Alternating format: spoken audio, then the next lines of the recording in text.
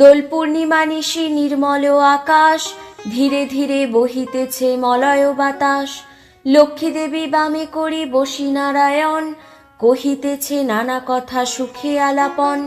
হেনকালে বিনা নিয়ে আসি মুনিবর, নারায়ণের সাক্ষাতে কহিল বিস্তর। তারপর করজোড়ে করিয়া প্রণতি, কহিল নারদ মুনি নারায়ণী প্রতি। কহ মাতায় কেমন তোমার বিচার, চঞ্চলা চপলা প্রায় ফিরি দ্বারে দ্বার। পলকের তরে তব নাহি কোনো স্থিতি, মর্তবাসী সদা তাই ভুগিছে দুর্গতি। সতত কুক্রিয়া যত নরনারীগণ, অসহ্য যাতনা পায় দুর্ভিক্ষ ভীষণ। অন্নাভাবে শীর্ণকায় বলহীন দেহ, ক্ষুধা কষ্টে আত্মহত্যা করিতেছে কেহ। কহ প্রিয় প্রাণাধিক পুত্র কন্যাগণে, করিতেছে পরিত্যাগ অন্যের কারণে। বল বল বল দেবী কি পাপের ফলে, ভীষণ দুর্ভিক্ষে সদা মর্তবাসী জলে। কমলা ব্যথিত হয়ে দুঃখিত অন্তরে, কহিলেন অতঃপর ক্ষুণ্ণ মুনিবরে। নরলোকে দুঃখ পায় শোকের বিষয়, দুষ্কৃতির ফল ইহা জানিবে নিশ্চয়। চঞ্চলা আমার নাম কিসের লাগিয়া, কারণ ইহার তবে শুনো মন দিয়া। দিবানিদ্রা অনাচার ক্রোধ অহংকার, আলস্য কলহ নিত্য ঘিরিছে সংসার। উচ্চ হাসি উচ্চ ভাষা কহে নারীগণে, সন্ধ্যাকালে নিদ্রা যায় বেহুশ নয়নে। দয়া মায়া লজ্জা আদি দিয়া বিসর্জন, যেথায় সেথায় করে স্বেচ্ছায় গমন। না দেয় প্রদীপ তারা প্রতি সন্ধ্যাকালে, ধূপ ধুনা দিতে লজ্জা মনে মনে গণে। প্রভাতেতে নাহি দেয় গোময়ের ছড়া, ময়লায় নষ্ট হবে তার শাড়ি পরা। লক্ষ্মী অংশে নারী জাতি করিয়া সৃজন, পাঠায়েছি মর্তধামে সুখের কারণ। বৃথায় সুখেতে তারা ভুলিয়া আমায়, অকাজে কুকাজে তারা সময় কাটায়। শ্বশুর শাশুড়িগণে নহে ভক্তিমতী, বাক্যবান বর্ষে সদা তাহাদের প্রতি। স্বামীর আত্মীয়গণে না করে আদর, থাকিতে চাহে গো সদা হয়ে স্বতন্তর। লজ্জা দ্বিগুণ যত নারীর ভূষণ, শরীরের হতে তারা করেছে বর্জন। অতিথি দেখিলে তারা কষ্ট পায় মনে, স্বামীর অগ্রেতে খায় যত নারীগণে। পতিরে করিছে হেলা না শুনে বচন, ছাড়িয়াছে গৃহস্থালী ছেড়েছে রন্ধন।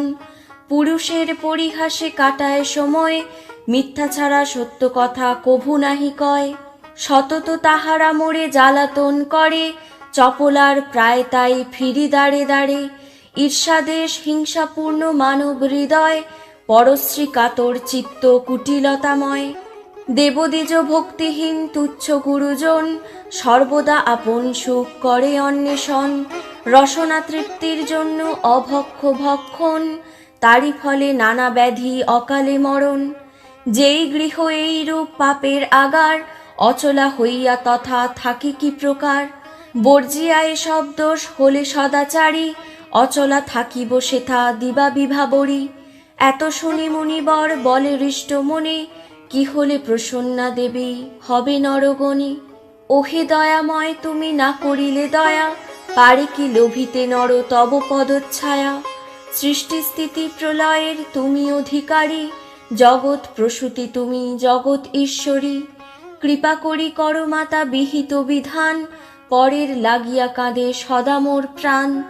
দেবর্ষীর বাক্যে দয়া উপজিল মনে, বিদায় করিল তারে মধু সম্ভাষণে। মর্তবাসীদের দুঃখে কাঁদিছে অন্তর, প্রতিকার চেষ্টা আমি করিব সত্তর।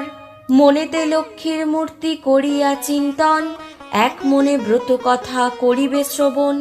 কথা অন্তে উলু দিয়া প্রণাম করিবে, তারপর এও গণে সিঁদুর লইবে। যে রমণী পূজা করে প্রতি গুরুবারে, হইবে বিশুদ্ধ মন মা লক্ষ্মীর বরে। যেই গৃহব্রতকালে সব বামাগণ, সর্বকার্য পরিহরি ব্রতে দেয় মন। সেই গৃহে বাঁধা রব হইয়া অচলা, ভক্ত বাঞ্ছা পূর্ণ করি আমি যে কমলা। পৌর্ণমাসী হয় যদি কোনো লক্ষ্মীবারে, উপবাস থেকে নারী পুজিও আমারে। সকল বাসনা তব হইবে পূরণ, পতির পুত্র লয়ে সুখে রবে অনুক্ষণ। লক্ষ্মীর ভাণ্ডার স্থাপি লও ঘরে ঘরে, রাখিবে তণ্ডুল তাতে এক মুষ্টি করে। সঞ্চয়ের পথ ইহা জানিবে সকলে, দুঃসময়ের সখী হবে তুমি এর ফলে। আলস্য ত্যাজিয়া সুতা কাটিবা মাগন, দেশের অবস্থা মনে করিয়া চিন্তন। প্রসন্ন থাকিবে তাহে কহিলাম সার, যাও গৃহে করো গিয়া ব্রতের প্রচার। করো এবে ব্রত মোর সংসারে প্রচার, অচিরে হইবে তব বৈভব অপার।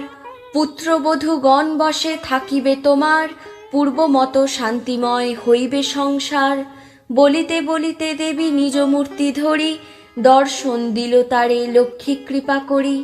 দেখিয়া হইলা বৃদ্ধা আনন্দে বিভোর, প্রণাম করিছে বৃদ্ধা জুড়ি দুই কর। প্রসন্ন হইয়া দেবী দিল তারে কোল, অন্তর্ধান হইলেন বলে হরি বল। এত বলি লক্ষ্মী দেবী হল অদর্শন, হৃষ্টা চিত্তে বৃদ্ধা গৃহে করিল গমন। আসিয়া গৃহেতে সব করিল বর্ণন, যেরূপে ঘটল তার দেবী দর্শন। ব্রতের বিধান বৃদ্ধা বলিল সবারে, দেবীর সব কথা যা বলছে তাহারে। বধূগণ সবে মিলি করে লক্ষ্মী ব্রত,